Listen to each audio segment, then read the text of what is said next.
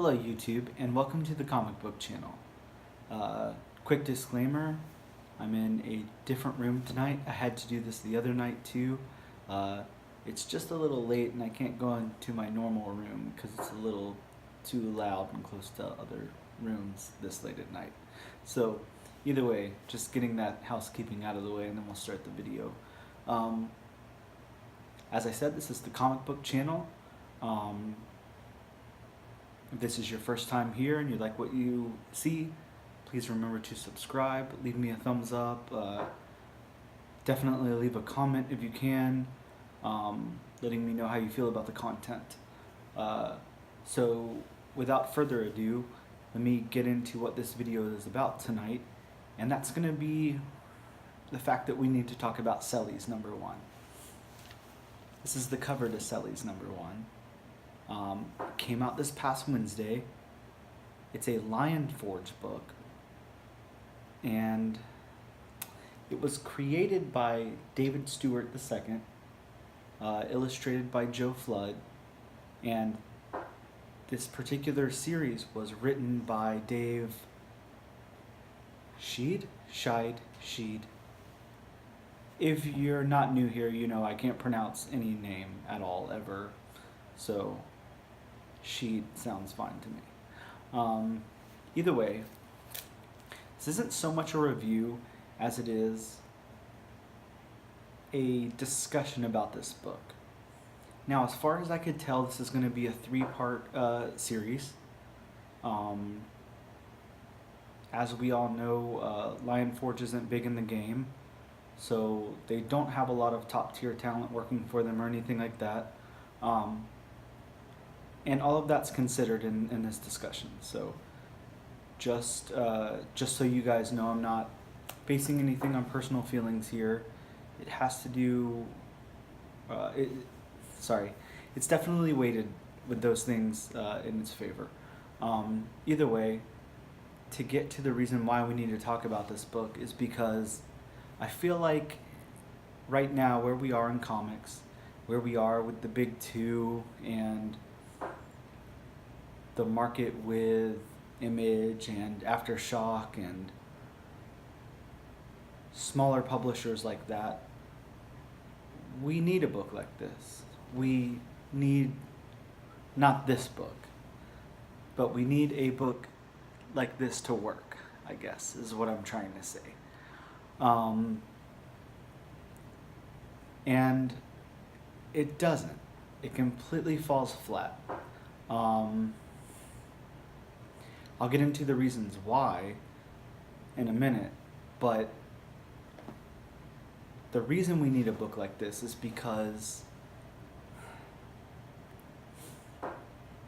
there's definitely a lot of diversity packed in here for the small cast that's in it. There's definitely something they were going for that they just didn't achieve. So let me get into the book and maybe that will better explain it. Cellies takes place at it's a midnight release at Jog Mobile. I believe it's Jog. I could be wrong, but I think it's Jog Mobile, which is a cell phone store. They're having a midnight release for their new cell phone, which is the I don't remember, San something, number 6. And there's like a line wrapped way around the building. There's lots and lots of people there waiting for this phone to come out. Now, I don't know where you guys are from, but in the town I'm from, that doesn't particularly happen with technology. You never really see a line wrapped around anything for a new product coming out. But that's out there like in the zeitgeist, and I can understand how you might be able to relate to that if you're somewhere where things like that are bigger or whatever. Either way, that's the premise. We start off with our main character, whose name is Devin. I think it's Devin. And he's playing video games and this, and he's getting lots of calls on his cell phone that he's ignoring or maybe not seeing. You know, from his coworker asking him where he is. He's supposed to be at the midnight release getting ready, and he's not there, and and everyone's kind of worried and freaking out. So finally, he looks at his phone, stops playing the video game, gets ready, hops in a drift car, which is Lyft essentially, or Uber or something like that. Um, Gets to the store. There's a huge line wrapped around the store. Um, Gets inside, and that's where it falls apart for me. Up until that point, I can live with everything else that happened, but at that point, it really starts to fall apart. We're introduced to a secondary character named Ray, um, a character named Christian, and then just a few panels after that, a character named Jerry. Uh, and everybody is very one note, um, but at the same time, very diverse. It's really hard to explain what's going on there, but essentially, these characters have absolutely no depth. Um, and I'll get to my point on that in a second, but to continue where I left off, we're introduced to these characters in like 1 or 2 word balloons. Like, it's that thing that I don't know if it bothers you guys, but it bothers me where everyone's name is said quickly in succession like this, and it's obviously a device to try to introduce those characters in a short amount of time and make them known, but it's like completely unearned. Like, we just know their name and that's it. Okay, hi Ray, I'm here. Sorry I was late, Ray.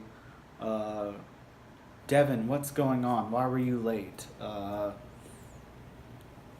Christian's gonna be upset. Oh no, there's Jerry. He's wacky. That's what we've got. That's what they've given us. And I understand this was scripted by someone who usually writes children's stuff. Dave's resume includes stuff like Trolls and Adventure Time and stuff like that. But if you go back and look at some of those comics that have come out, the Adventure Times, the Steven Universe, like that sort of stuff, like they're sophisticated enough and get into enough character development to where you're not cheapened by little things like that. Characters being thrown in and being completely one note and just having a name, and you're expected based on what they carry on their backs alone that it's diverse and this and this. I don't know. I just expected a little more. We have an African American main character. We have what appears to be like a Middle Eastern female character. I don't know. I feel like those, as our main characters, like, you don't have to introduce their culture into it if that's not what you're going for, and I get that, and that's fine, and they can be completely silent about that and represent their culture, and that's fine, but like, I just feel like it's such a missed opportunity. It was just a missed opportunity to make them so one note. I feel the drift driver was like a Latino. He appeared to be a Latino character. And a lot of what happened in his few panels were like very cliche and very almost, I don't want to say racist because they weren't, but they were just cliches of themselves. I don't know. I don't know how to dive further into that other than the fact that I feel like a lot of this was a missed opportunity. I feel like what the writer did was, instead of really try to develop these characters and make this like a character development, a character study, that's the missed opportunity, because this book is about absolutely nothing. It's about a midnight release for a cell phone.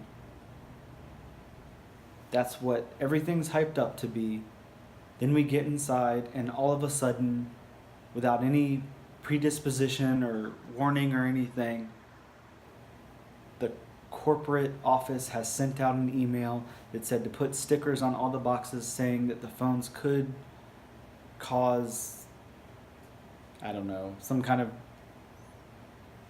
damage to you from toxic chemicals that are inside the phone, antifreeze or something.